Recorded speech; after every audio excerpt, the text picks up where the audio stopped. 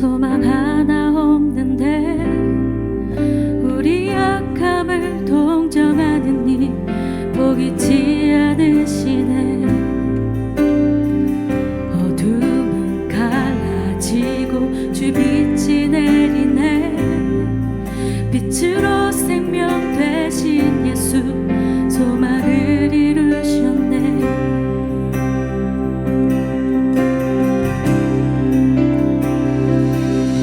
모든 찬양과 모든 영광을 받기 합당하시니 주의 보좌 앞에 모든 이 꿇어 경배드리리.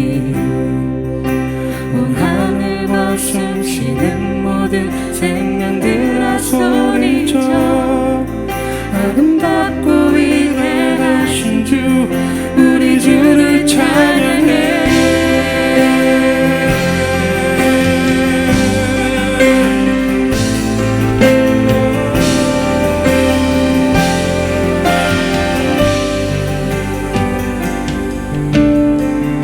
사랑은 무너지고 소망이 임했네. 어둠의 권세 우리 주를 가두지 못하네.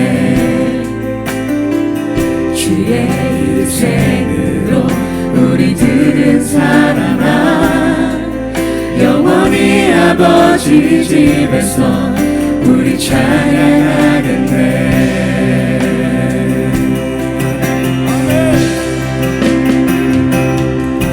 모든 찬양과 모든 영광을 받기 합당하시니 주의 보좌 앞에 모든 이 꿇어 경배드리니. 온 하늘과 숨쉬는 모든 생명들아 소리쳐 아름답고 위대하신 주 우리 주를 찬양해. 온 하늘과 숨쉬는 모든 생명들아 소리쳐 아름답고 위대하신 주 우리 주를 찬양해. 온 하늘과 숨쉬는 모든 생명들아 소리쳐 아름답고 위대하신 주 우리 주를 찬양해. 온 하늘과 숨쉬는 모든 생명들아 소리쳐 아름답고 위대하신 주 우리 주를 찬양해.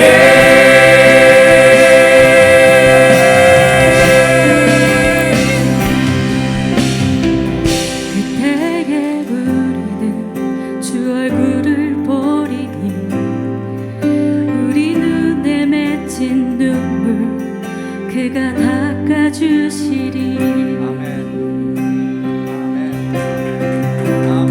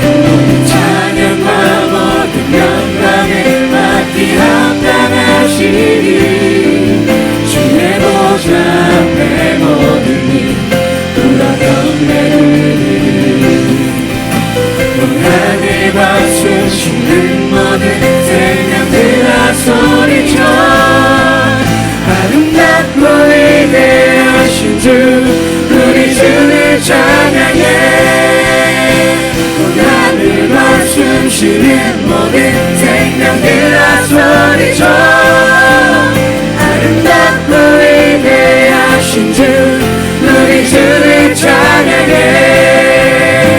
온 하늘과 숨쉬는 모든 생명들아 소리쳐 아름답고 위대하신 주 우리 주를 찬양해 온 하늘과 숨쉬는 모든 생명들아 소리쳐 아름답고 위대하신 주 우리 주를 찬양해 온 하늘과 숨쉬는 모든 생명들아 소리쳐 아름답고 위대하신 주 우리 주를 찬양해 아름답고 위대하신 주 우리 주를 찬양해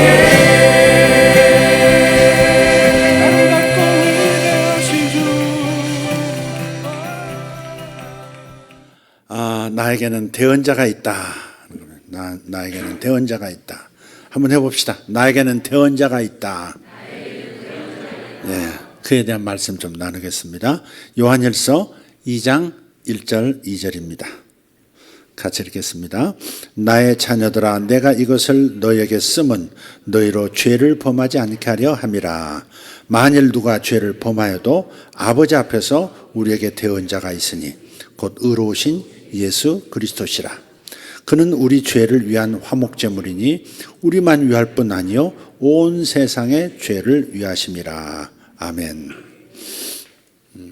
여러분 진리는 곱씹어야 합니다. 고기도 막 계속 씹어야 단맛이 나고 부들부들해지고 그래서 먹기도 좋고 소화도 잘 되고 그렇죠. 이런 말씀들은 고기와 같은 말씀입니다. 금세 설탕이나 뭐 이유식이나 뭐 이렇게 젤리나 이런 것들 금방 쉽게 먹고 쉽게 에너지로 이렇게 바로 돌게 만드는 그런 젖과 같은 음식도 말씀도 있는가 하면 어떤 것은 막 씹어 계속 씹고 묵상하고 여러 차례 반복해야 그 속에 있는 에너지가 그 속에 있는 진리가 딱 내게 붙잡히는 그런 말씀들도 있습니다. 곱씹어야 하는 말씀도 있어요. 복음이 쉬운 것 같지만 곱씹어야 좀 그 깊이 같은 말씀 같지만 복음을 곱씹으면 더 깊이의 은혜 속으로 우리를 이끌어 드리는 거거든요. 오늘 같은 말씀이 그렇습니다. 찬찬히 살피고 또 분석하고 생각해보고 묵상하고 그러면서 기도해 봐야 할 말씀들이죠. 그래야 나로도 익스피어런스가 있는 겁니다. 성경을 보면 예수님을요 중보자시다라고 하기도 하고 대언자시다라고 하기도 해요. 중보자 혹은 대언자. 근데 성도들이 언뜻 요 중보자 대언자를 예수님을 가리키는 거니까 그냥 같은 뜻으로 그냥 두루뭉실 넘어가는 때가 많습니다. 중보라는 개념하고 대언이라고 하는 개념은 서로 중첩이 되는 면이 있어요. 공통분모가 있다 이 말이에요. 하지만 헬라어로 보면 원어로 보면 그 의미가 약간 다릅니다. 중보는 두 사람 사이를 중재해서 화해를 이끌어낸다 그런 의미를 가졌어요. 중보는 두 사람 사이를 중재해서 화해를 이끌어낸다. 특히 두 사람 사이라는 것이 적대적 관계였을 때 하나님과 죄인의 관계가 적대적 관계예요. 죄 때문에 적대적 관계가 됐었단 말이에요. 항상 화를 냈어야 되고 항상 진노했어야 되고 항상 심판했어야 하고 항상 눈치를 봤어야 하고 항상 벌벌 떨었어야 하고 인간과 하나님 사이가 죄로 인해서 적대적 관계일 수밖에 없었죠. 그런데 이 중보라고 하는 이 중보 사역을 통해서 예수님의 중보해 주시는 사역을 통해서 하나님과 우리 사이를 중재해서 화해를 이끌어내신 분이라는 의미, 그게 중보자예요. 대언은 뭐냐? 대언자는 뭐냐? 이 대언도 비슷하지만 중첩되는 부분이 있다고 했죠. 비슷은 하지만 조금 다른 것이 뭐냐면 먼저 자기 자신을 한쪽 편에 일치시킨다. 네, 이 둘이 먹고 둘이 같이 한 편 먹고 그 다음에 저쪽을 향해서 나아가는 그게 대언의 의미예요. 다시 말해서 중보자는 양쪽 편의 중간에서 중재하는 역할을 해요. 그러나 대언자는 단순히 양쪽 편의 중간에 서 있지 않고 한쪽 편과 제휴한 상태로 한쪽 편과 한 편 먹기로 한 상태로 다른 쪽 앞으로 같이 나아가는 역할. 그게 대언자의 의미예요. 이걸 요 정도는 여러분이 구분하고 머릿속에 담아 놓으셔야 돼요. 중보자의 의미. 조금 더 이따가 더 자세히 살펴보도록 하겠습니다. 그러나 분명한 것은 예수님은 중보자이실 뿐만 아니라 대언자이십니다. 아멘. 여러분 철로 역정이라는 책을 읽어보셨습니까? 철로 역경이 아니고 철로 역정. 저자가 누구죠? 존 버년. 네. 철로 역정이라는 책이 있어요.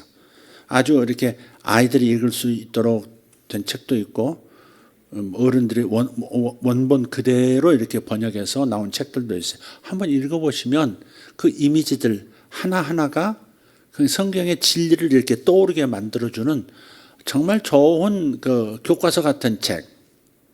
이게 바로 철로 역정입니다. 존 버년이라고 하는 분은 되게 이제 이런 책을 쓰셨기 때문에 저술가로만 생각하는 경우가 많아요. 좀 우화적인 표현을 많이 썼거든요. 저술가로만 아는 게 그분은 신학자였고요, 설교가였고요, 목회자였습니다. 저술가였고요, 물론 굉장히 깊이가 있는 신학자였고 목회자였고 설교가였습니다. 존 버년 글들을 읽어보시면 도움이 많이 될 거예요. 어린이를 위한 철로 역정도 있으니까 한번 참고하시면 되겠습니다.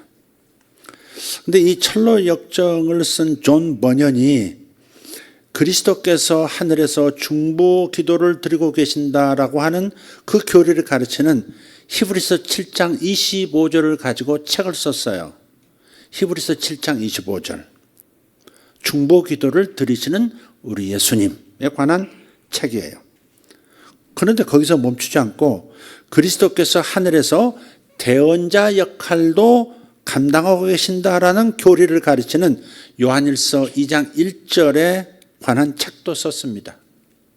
그러니까 중보자와 대언자, 중보와 대언을 각각 다른 의미의 원어적 관점에서 책을 따로 두 권을 썼단 말이에요.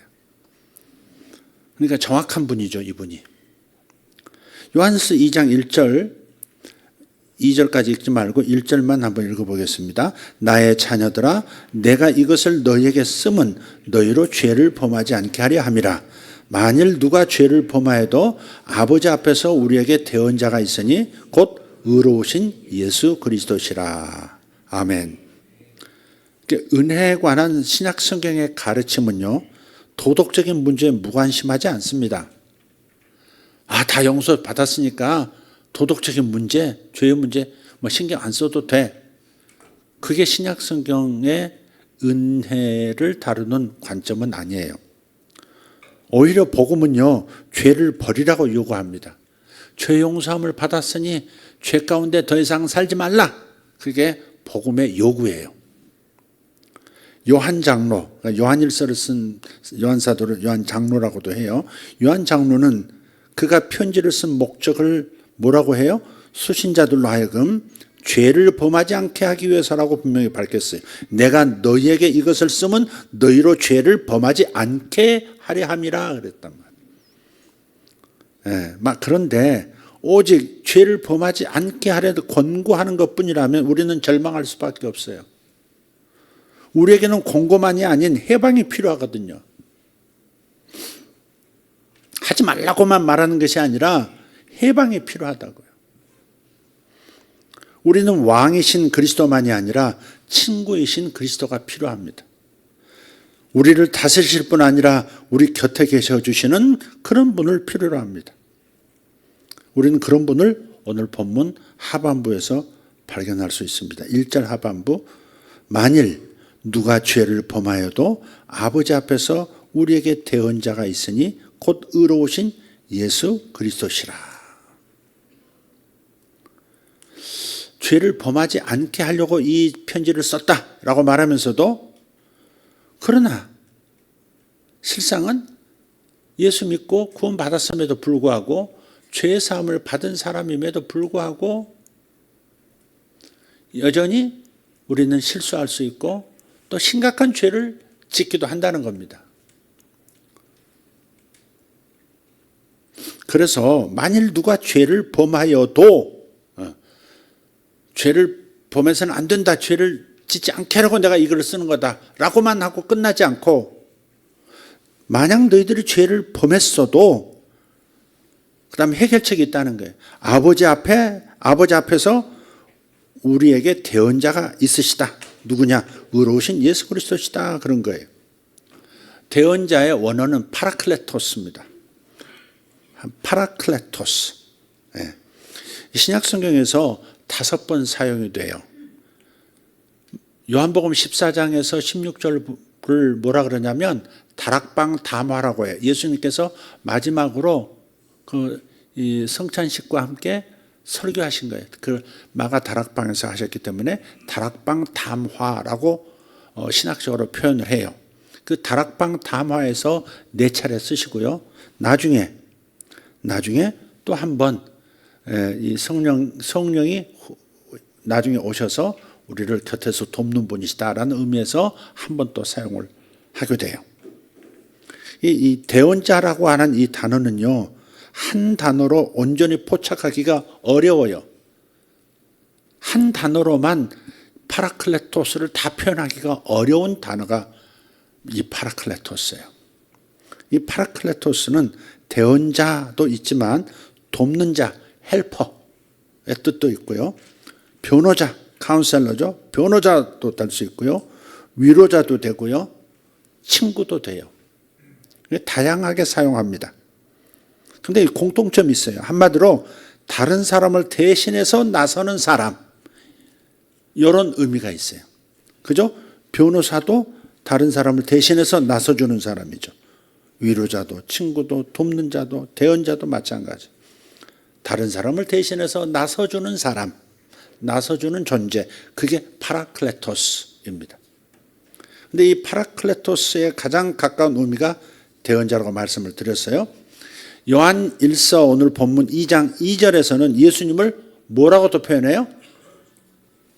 2장 2절 화목제물이라 그랬어요. 우리 죄를 위한 화목제물이다 그랬어요.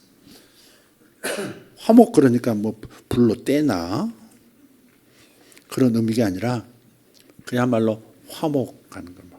화목, 화해 제물입니다. 예수님께서 우리의 화목 제물이시라라고 하는 말은 그분이 우리를 향한 성부 하나님의 의로운 분노를 진정시키든지 아니면 다른 곳으로 돌리게 한다, 그런 의미를 가졌어요. 화목 제물 뜻이 뭐라고요? 죄인인 우리를 향해서, 죄를 향해서 이 성부 하나님께서 가지신 의로운 정당한 분노, 심판할 수밖에 없는 정당한 그 분노를 어떻게 해요? 진정시키거나 아니면 진정시키지 않는 다른 곳으로 돌려서 그 진노가 사라지게 만드는 것, 그게 바로 화목 제물의 의미예요. 예수님의 십자가 상황을 생각해 보면 딱입니다. 그려집니다. 우리가 받을 죽음이라고 하는, 저주라고 하는 모든 그 무서운 벌을 고스란히 다른 데로 돌리신 거예요. 하나님의 죄에 대한 하나님의 진노를 고스란히 예수님께로 돌려서 당신 자신이 온갖 진노의 벼락을 다 맞으신 피레침처럼 그렇게 십자가 위에서 하나님의 진노를 진정시키셨거든요. 하나님 아버지의 죄에 대한 정당한 그 의로운, 그 강력한, 오늘 아침 소미경 권사님 표현으로 말하면 무섭고 무거운 무섭고 무거운 그 진노를, 심판을 고스란히 당하심으로써 하나님의 진노를 진정시켰다 하는 겁니다. 살짝 돌려서 예수께로 가게 해서 하나님의 진노가 다 진정되도록, 그 의로우신 정당한 분노가 더 이상 분노하실 필요가 없는 그런 상태가 되시도록 만드신 존재, 그분이 바로 예수님이시고, 그래서 화목제물 혹은 화해제물이라고 표현을 하는 겁니다. 이것은 법률적 용어예요. 법률적 용어라는 것은 객관적 용어라 그 말입니다. 하지만 대언자는 메스테라고 하는 단어를 써요. 메스테. 뭐 이렇게 이 동사 명사 변화에 의해서 메스테스 뭐 이렇게 표현하기도 합니다만은, 이 메스테, 이 대언자는 깊은 유대감을 나타내는 좀 더 주관적인 의미를 지닌 용어입니다. 아까 법률적 용어, 그러니까 이 화목제물이라고 하는 것은 약간 그 법률적으로 하나님의 정당한 분노를 정당한 방식으로 진정시키는 것, 누군가가 죄값을 대신 다 치름으로써 정작 죄인은 그 벌을 받지 않아도 되게 만드는 법률적이면서, 그래서 객관적인 용어라고 한다면, 대언자라고 하는 메스테라고 하는 이 용어는 그냥 뭔가 다정다감한, 뭔가 이렇게 가슴을 이렇게 끌어당기는 그런 주관적인 뉘앙스의 용어라 이 말이에요. 그게 대언자예요, 대언자. 예수님께서는 우리가 느끼는 것을 느끼고 계시고요, 우리에게 항상 가까이 다가오시고요, 우리를 대신해서 간절히 호소하십니다. 항상 우리를 대신하셔서 우리가 느끼는 바, 우리가 연약한 바, 우리가 감당하지 못할 바, 그 부분을 대신해서 나서셔서 호소하는 바로 그 일을 대언자이신 예수께서 하시는 거예요. 이렇게 많은 것도 똑같죠. 그가 죄를 지은 건 맞습니다. 얘가 죄 지은 거 맞아요. 하지만 바로 얘의 이 문제 때문에 제가 대신 죄물되지 않았습니까? 이렇게 항상 우리를 끌어당기시고 우리 품에 안으시고 우리의 고통과 우리의 연약함을 끌어안으셔서 당신께서 하나님 아버지 앞에 호소하시는 그러한 역할, 그게 바로 대언자입니다. 그렇다면 그리스도께서는 누구를 대언하실까? 오늘 본 말씀을 보면 누가 죄를 범하여도 그랬죠? 누가 죄를 범하여도 바로 죄를 범한, 여기에 다 해당되는 모든 죄를 현실적으로 실제적으로 지은 모든 사람들을 위해서 대언하신다는 거예요. 필요한 것이 있다면 단 하나, 갈망하는 겁니다. 아버지 앞에 나를 대신해서 호소해 주시고 무마시켜 주실 그런 한 분이 필요하다는 갈망, 예수님에 대한 갈망, 아버지 앞에 설 수 있게 만들어주는 그 간절한 갈망, 요거 하나만 있으면 되는 거예요. 언제 대언해 주십니까? 오늘 말씀을 보면 앞으로 우리에게 대언자가 있을 것이다, 미래로 이렇게 돌리지 않고요, 지금 우리에게 대언자가 있으시다, 그렇게 말하고 있죠. 그죠? 우리에게 대언자가 있으니 그랬어요. 이미 대언자가 준비되어 있는 거예요. 다른 말로 그리스도 안에 있는 자들에게는 지금 그들을 대신해서 말하는 누군가가, 아버지 앞에서 말하는 누군가가 있다 하는 겁니다. 제가 이것을 이렇게 얘기하는 까닭이 있습니다. 우리가 일생의 죄를 용서받았다, 나의 일생의 죄가 용서받았다 하지만 내 영이 완전히 깨끗해졌다, 그리고 그 내 영에 죄가 들어가지 않도록, 그 무섭고 질긴 죄가 들어가지 않도록 성령으로 인신받았다라고 우리는 믿고 그것을 기반으로 신앙생활을 하고 있지만, 그럼에도 불구하고 실제 현장에서, 실제 나의 현실에서 죄를 범했을 때, 그것도 나에게 고통을 깊이 주는, 수치감을 깊이 느끼게 만드는 죄를 우리가 저질렀을 때에는, 그럴 때는요, 다양한 죄의 모습을 좀 볼 필요가 있어요. 민수기 19장에 가서 보면 이런 말씀이 있어요. 한번 성경 가지고 오신 분들 한번 보셨습니다. 민수기 19장을 한번 보시면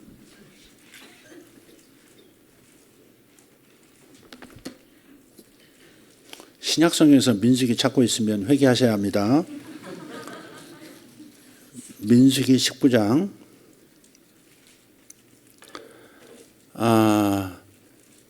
하나님께서 붉은 암송아지를 제물로 드리라 그런 게 있어요. 붉은 암송, 이 이스라엘의 죄, 이스라엘의 특별히 지도자들의 죄를 위해서 붉은 암송아지를 제물로 바쳐라. 지금 이스라엘에서도 지금 붉은 암송아지가 사라졌거든요. 역사 속에서.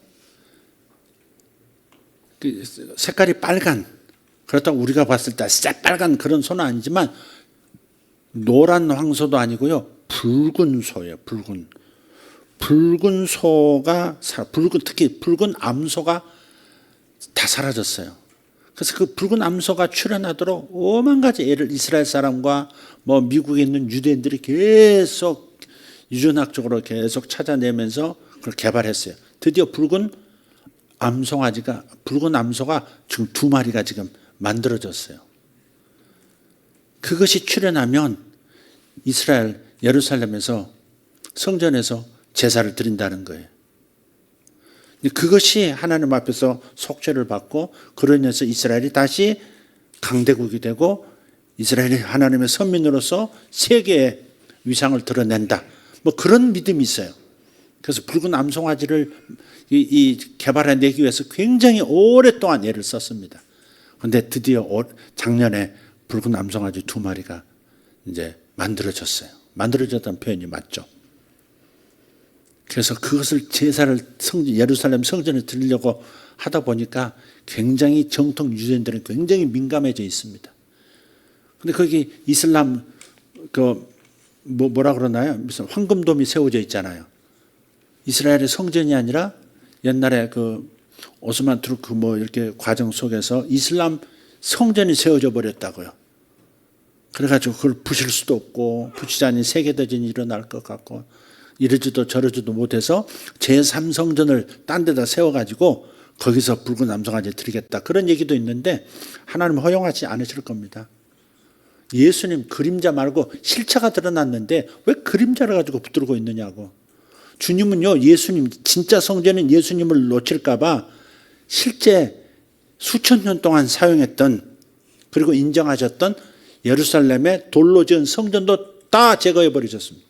물론 로마가 했지만 그 돌로 만든 가시적인 성전이 없어져야 참 성전을 찾을 거거든요. 근데 주님께서 다시 붉은 암송아지를 가지고 저 성전에서 제사를 드려야 뭐가 하나님이 역사하시고 그건 진짜 착각하고 있는 거죠. 유대인들이. 메시아적 주들이 일어나야 합니다. 그래서 자, 붉은 송아지 얘기 잠깐 꺼냈습니다.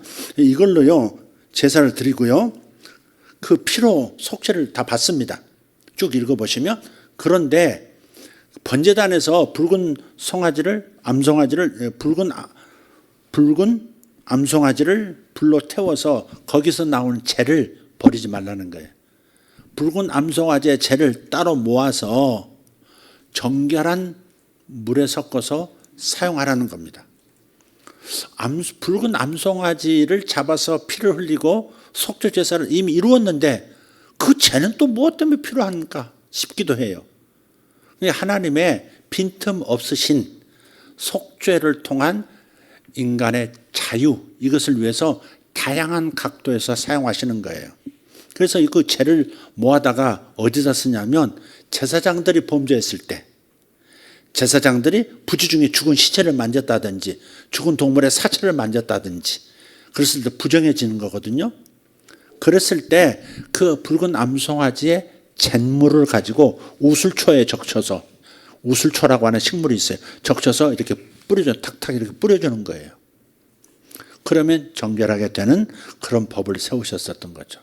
그랬던 것처럼 붉은 암송아지를 제물로 드려서 전체 속죄를 다 이루어버렸지만 그럼에도 불구하고 또 죄에 대한 양심의 고통을 느낀다든지 실제로 또 죄를 범했다든지 그럴 때는 또 붉은 암송아지로 또다시 제사를 드릴 수는 없으니까 그 잿물을 가지고 우슬초에 적셔서 뿌려 줌으로써 제사장들이 계속 제사장 직무를 할 수 있도록 만들어주는 방편인 거예요. 그게 하나님의 제사법이었어요.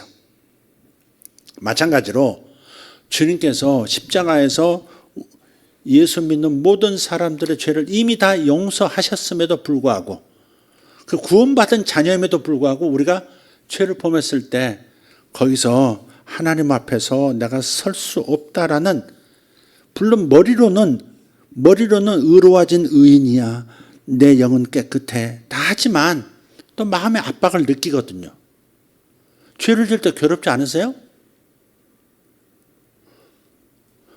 여러분 어떠세요? 죄를 안 지으시니까 무슨 말인지는 모르는구나. 그랬을 때 마치 잿물을 우슬초에 이렇게 해서 뿌려서 사함받고 양심의 이 눌림으로부터 자유를 얻게 만들어 주듯이, 죄를 사해 주듯이 우리도 대언자로서 주님께서 그때그때 나서 주시는 거예요. 언제 대언해 주세요? 내가 현실 속에서 또 죄를 지어서 마음이 한편에 죄송하고 무거울 때, 그럴 때 대언자가 계시다라고 하는 것을 생각하는 거예요. 기도하려고 나갈 때 금방 전에 죄를 짓고 주여 이렇게 부르는 것이 너무 힘들 때, 그때 우리가 생각해야 되는 거예요. 하늘에 나를 위해서 대언해 주시는 분이 계신다. 중보자이신 예수님이시기도 하지만, 평상시에도 중보해 주시는 예수님이시기도 하지만, 그러나 실제 죄를 지었을 때 바로 그 순간에도 주님께서 나를 대신해서 나서 주심으로써 내가 아버지 앞에서 침착하게 차분하게 다시 아버지 이렇게 부를 수 있도록 만들어 주시는 그 역할을 해 주시는 분이 바로 대언자이신 거예요. 이 대언자가 우리를 도우실 수 있는 이유는 무엇입니까? 뭐라고 말씀해요? 오늘 본문에서 나오죠? 만일 누가 죄를 범하여도 아버지 앞에서 우리에게 대언자가 있으니 곧 의로우신 예수 그리스도시라 그랬어요. 우리를 도우실 수 있는 이유, 그것은 그분이 의로우시기 때문에 그런 거예요. 오직 그분만이 의로우세요. 아멘 합시다. 우리는 대언자 없이 성부 앞에 나가봤자 아무런 희망이 없어요. 죄를 지었을 때 실제로 이런 심정일 때가 많다는 겁니다.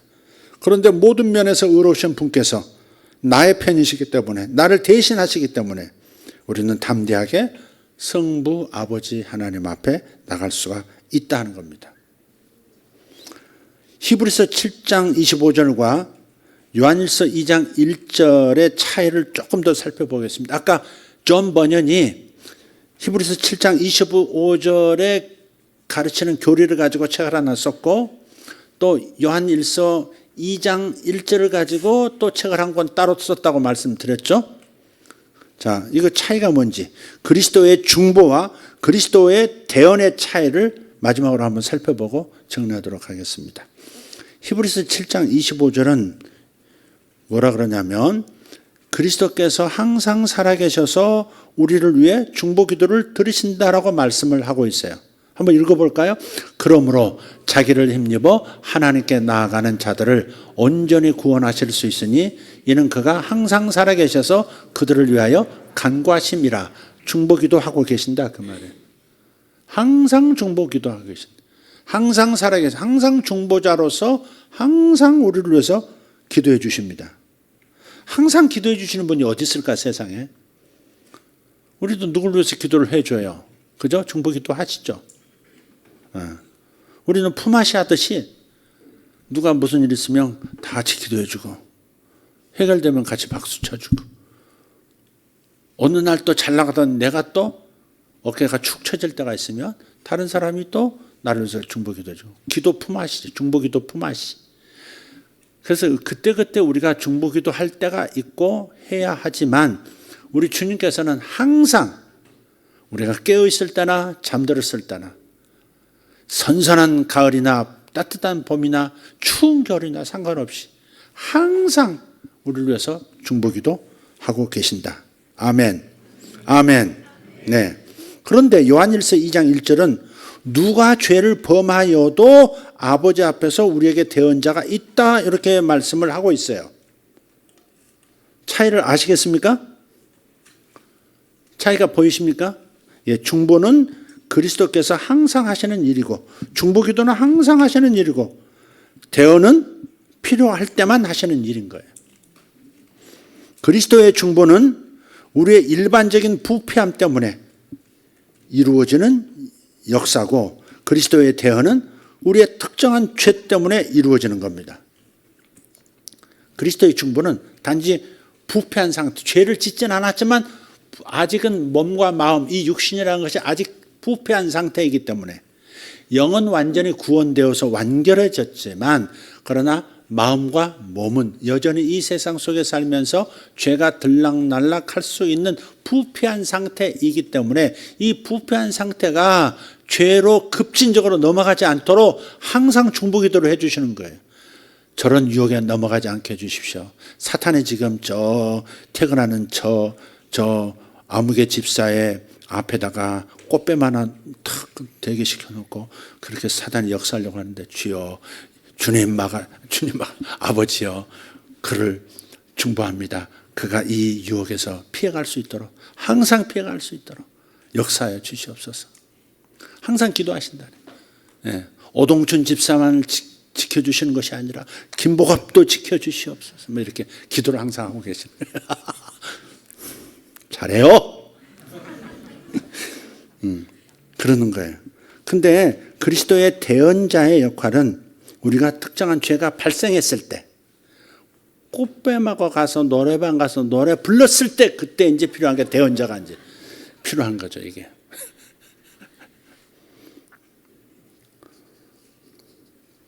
우리 대전 신사부는 그런 염려가 전혀 없는 분이시죠? 부들부들.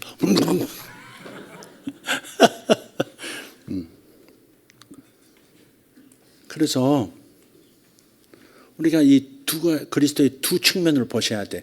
붉은 암송아지의 번제도 보셔야 되지만 전체의 부패를 막아주는 그런 중보로서의 죄사함으로서의 붉은 암송아지 번제의 역할도 있지만 거기서 나오는 죄를 가지고 특정 범죄가 또 발생했을 때 그 죄를 사하고 양심이 자유를 얻고 마음껏 아버지 앞에 다시 나아가서 아빠라고 부를 수 있도록 만들어주는 대언자의 그 제가 되어주는 역할도 필요하다 하는 겁니다. 그래서 중보자 그리스도께서는 중보해 주시는 내용이 주로 이거예요. 로마서 8장을 한번 펴보십시오. 로마서 8장.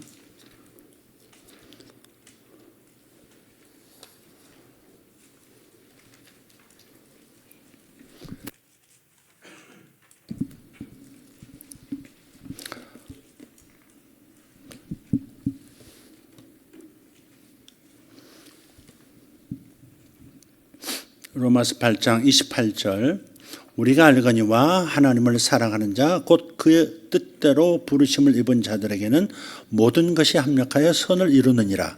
하나님이 미리 아신 자들을 또한 그 아들의 형상을 본받게 하기 위하여 미리 정하셨으니 이는 그로 많은 형제 중에서 맏아들이 되게 하려 하심이니라. 또 미리 정하신 그들을 또한 부르시고 부르신 그들을 또한 의롭다 하시고 의롭다 하신 그들을 또한 영원롭게 하셨느니라. 그런데 주님께서 중보하시는 내용은 이런 거예요. 우리의 전체적인 부패 상태, 아직 혼과 몸은 구원받지 못했죠. 그 부패한 상태의 우리를 위해서 우리들이 죄에 머무르는 것이 아니라 계속해서 생각을 변화시켜서 삶이 변하도록 함으로써 맏아들이신 예수 그리스도의 형상, 예수 그리스도의 키까지 자라날 수 있도록 계속해서 중보 기도를, 그래서 항상 기도하실 수밖에 없는 중보자로 서 계시는 거예요. 그러면서도 갑자기 비상벨이 울려요.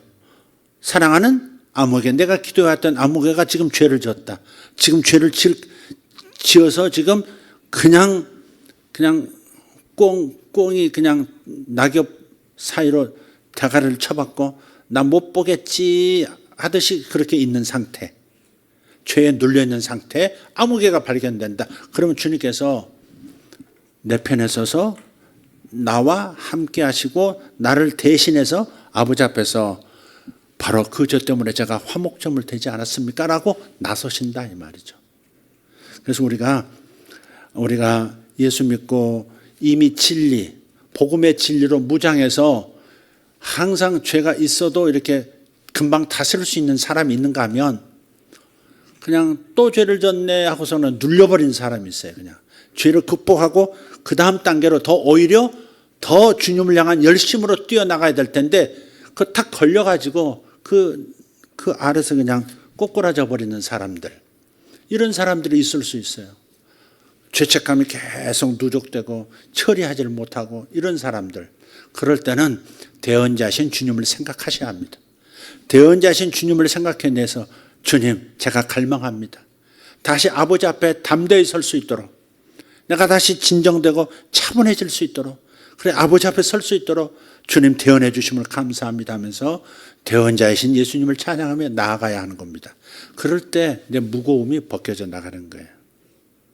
무거운 것은 내 현실 속에서 고착화 된 것도 있어서 강하게 끊어내야 되는 것도 있지만요, 내면에 있는 어떤 무거운 것들은 수시로 대언자신 주님의 역할을 생각하면서, 그래서 주님께서 나 대신 하나님 앞에서 이미 화목제물 되어주셨다는 사실을 생각해내고 다시 담대함을 얻는 여러분들이 되시기를 바라요.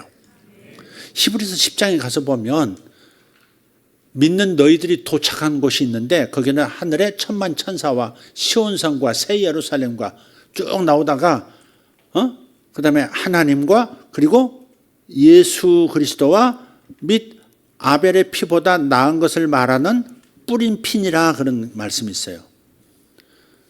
천국에 딱 도착했더니 내가 거듭나서 천국에 딱 들어섰더니 뿌린 피가 보여요. 근데 예수께서 뿌리신 피인데 계속 말을 하고 있어. 피에서 막 소리가 들려. 피에서 말이 들려. 피는 말한다고요. 다 이루었다, 다 이루었다 이렇게 말하고 있는 거예요. 다 이루었다, 다 이루었다. 너의 죄가 다 속죄가 되었다. 내가 그것을 아버지 앞에서 항상 보여드리고 있다.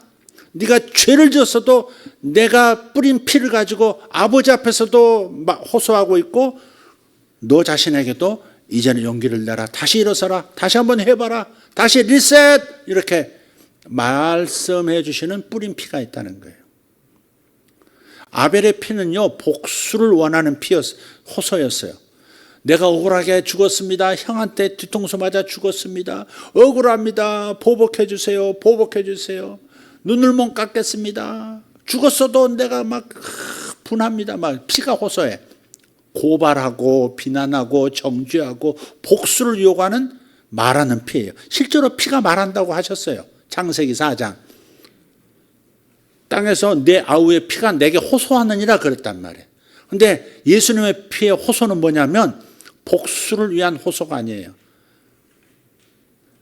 그 대신 내가 죽었습니다. 그 대신 내가 벌을 받았습니다.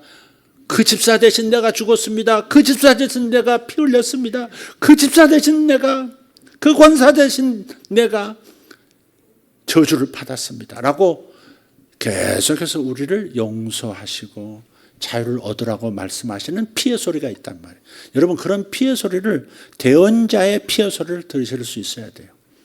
대언자이신 화목제물에서 흘러서 나오는 그 피의 소리를 들을 수 있기를, 제 소리를 들을 수 있기를 예수 이름으로 축복합니다.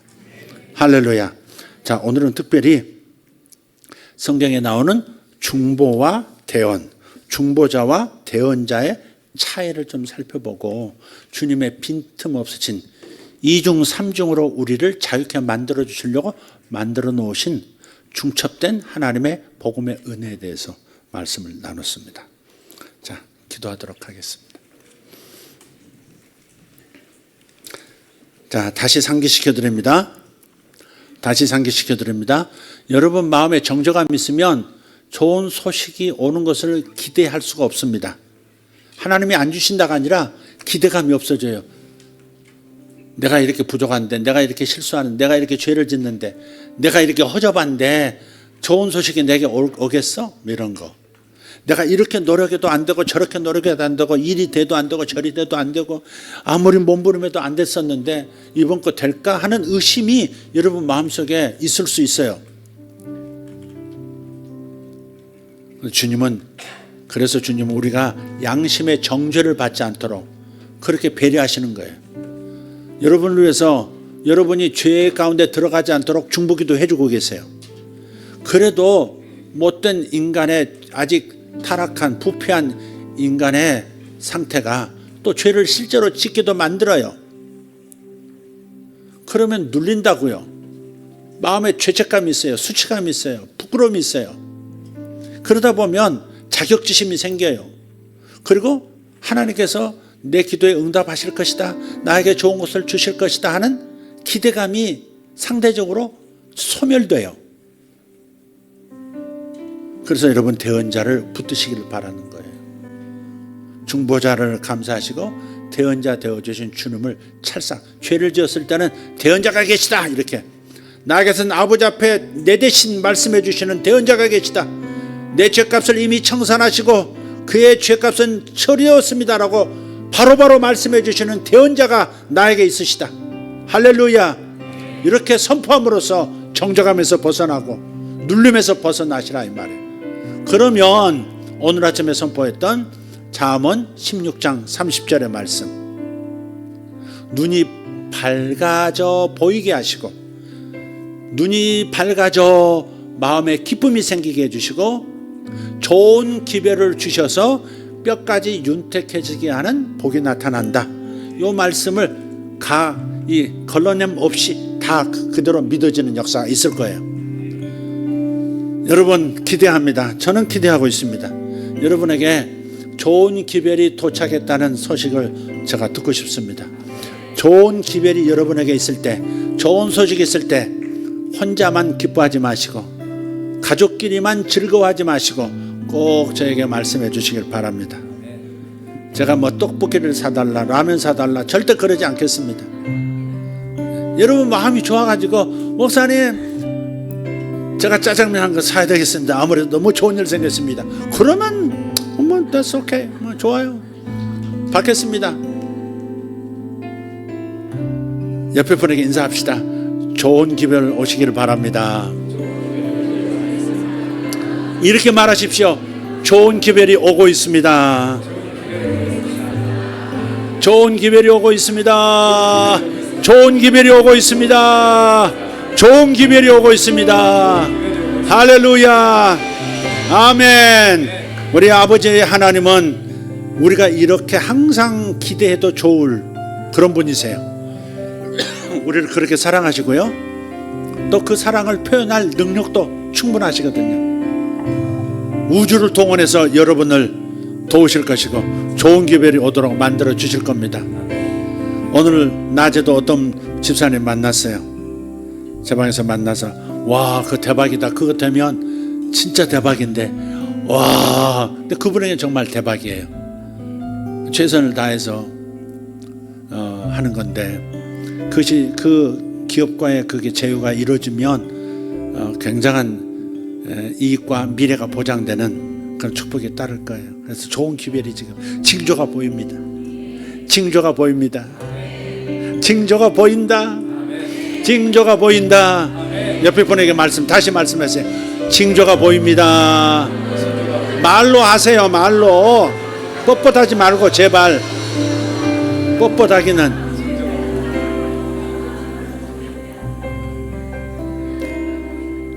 야 준영아, 하품만 하지 말고 너 아버지 누구냐? 말을 하려니까 나한테 좋은 일이 뭐 있겠어요.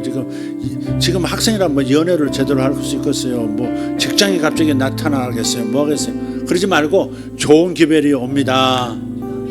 좋은 기별이 옵니다. 봄아 훈련 좀 시켜라. 봄아 그 뻣뻣한 놈 훈련 좀 시켜라. 지금 해. 지금 좋은 기별이 온단다. 누님 좋은 기별이 올 겁니다. 시작. 준영아 네가 하는 게 아니라 준영이를 시키라니까. 누님 좋은 기회로 올 겁니다. 엄마가 누구시냐? 자, 감사합니다. 하나님께서 우리 자녀들에게 그리고 나에게 우리 가족에게 우리 교회에 좋은 소식 오게 하실 것을 믿습니다. 좋은 기별이 옵니다. 성경 그대로 얘기합시다. 좋은 기별이 오리라. 좋은 기별이 오리라. 다 같이 일어납시다. 좋은 기별이 오리라. 대언자께서 나를 방어해주고 계시니 나에게는 좋은 기별이 도착할 겁니다. 아무도 방해 못할 겁니다. 대언자께서 막아주고 계시니 좋은 기별이 반드시 내 앞에 도착할 겁니다. 할렐루야. 주님 앞에 감사의 손을 드리고 영광의 박수. 할렐루야. 주님 좋은 기별이 오게 하심을 감사합니다. 좋은 기별이 오고 있음을 감사합니다. 주여 주여 주여. 좋은 기별이 옵니다. 좋은 기별을 주시니 감사합니다. 할렐루야. 좋은 기별이 오리라. 좋은 기별이 오리라. 좋은 기별이 오리라. 할렐루야. 메타포렌다리아소 일라브라텔로 샤마카. 할렐루야. 할렐루야. 게리도만데 샤르발라델라 메카노토테 레사포 아데라카리아. 내 아들들을 위한 좋은 소식이 오고 있습니다. 내 딸들을 위한 좋은 소식이 오고 있습니다. 감사합니다.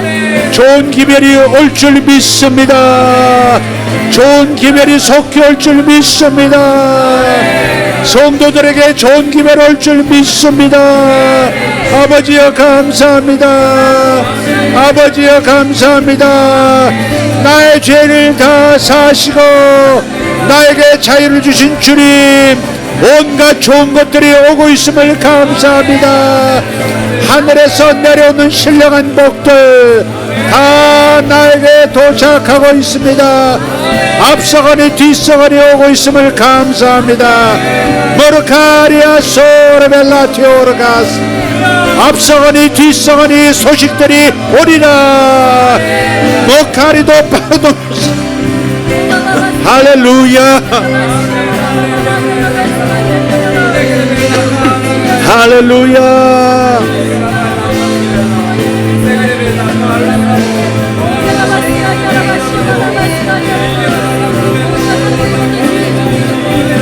노카르드 메레샤라반날. 아프 감사하십시오. 아프 감사하십시오. 미리 감사하십시오. 미리 감사하십시오.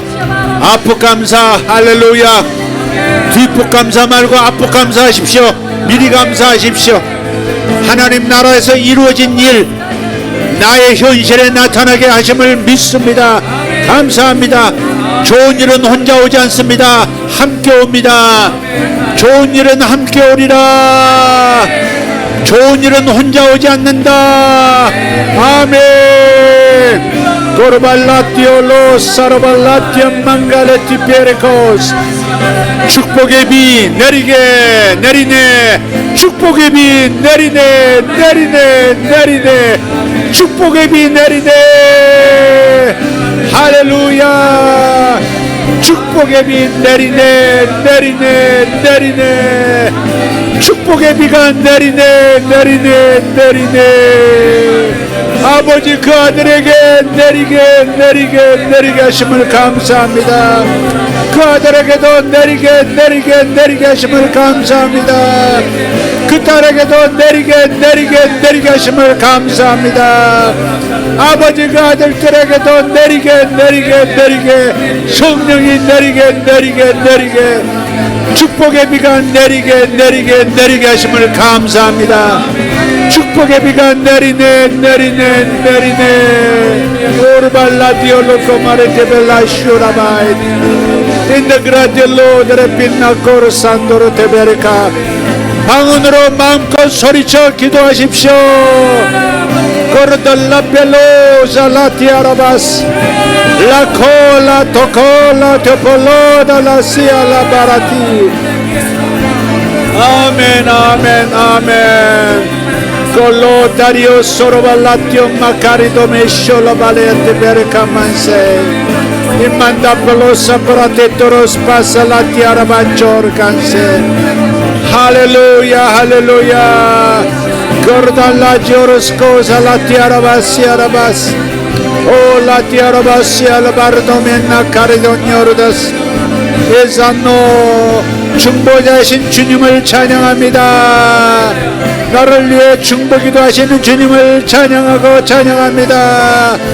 나를 위해 태어나시는 우리 주님을 찬양하고 찬양합니다. 마쇼마 티오라 소로벨라 티오라 가르토마시 아쇼라 가르돌라 토로다발라 카리안 소로벨라 티오르토. 아버지 하나님, 사탄의 역사가 떠났습니다. 아버지, 내 인생을 두렵게 만들었던 사탄의 역사가 떠났습니다.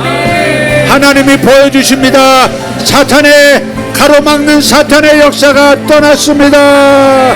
오 레데레 투마라카리오 소로벨라 디아라바스 일라가르돌로 자르스코르다 라제마 카이세 노르티. 아멘. 감사합니다. 아멘. 감사합니다. 샤노 가르돌로 벨로티 벨콜라시오 라지아르콘스 베샬라 가르도메샤. 아멘. 감사합니다. 새로운 기별이 오리라. 좋은 기별이 오리라.